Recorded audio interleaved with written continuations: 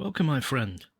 Sit down, buy a drink, and let me tell you the story of the Gump Revels. The Gump is one of the most uncanny places in Cornwall. It is a small area of moorland near St. Just, from which rises an imposing jumble of rocks known as Cairn Kenidsack.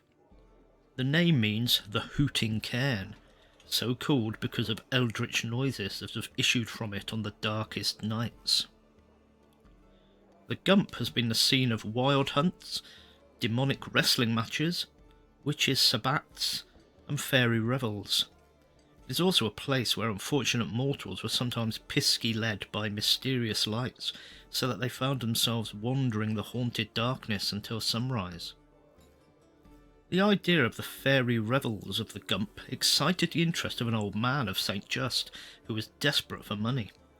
He believed that the fairies brought out their gold plate and gold cups for the feasting of which they were so fond, and he thought that, as the wee folk who inhabited the Gump were the smallest of the fairy race, he might be able to snatch some of their valuables and make off with them.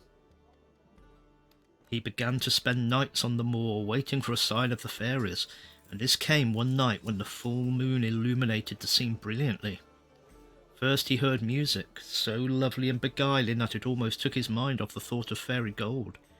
Then, concealed by clumps of rank grass, he watched as a huge gateway in the Hooting Cairn opened and light streamed forth.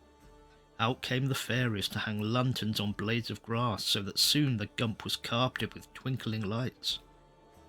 Other fairies brought forth chairs and tables already laid, and the sight made the watcher's pulse race, for all shone golden in the fairy light.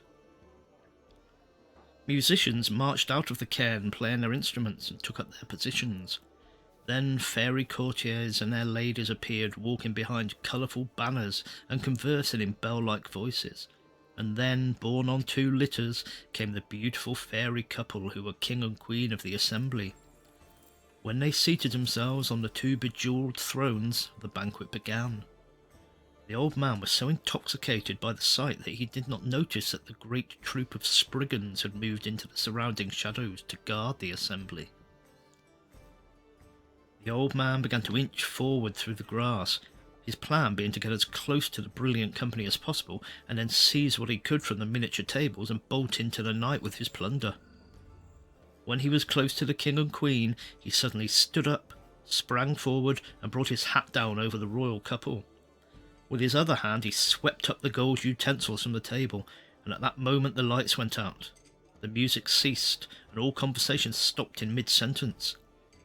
The would-be thief found that his hat was empty, and his hand held only dead leaves. Then he fell to the ground as though in the grip of paralysis. There was movement all over his body, and he saw that a host of Spriggans were binding him with cords like spider webs, yet so strong he could not break free.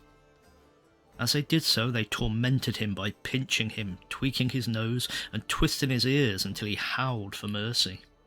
At length one of the Spriggans called, "Away, away, here comes the day."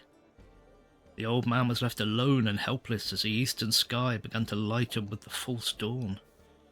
And so he lay until the sun rose, and then he found that he could break his bonds as easily as if they were spider webs.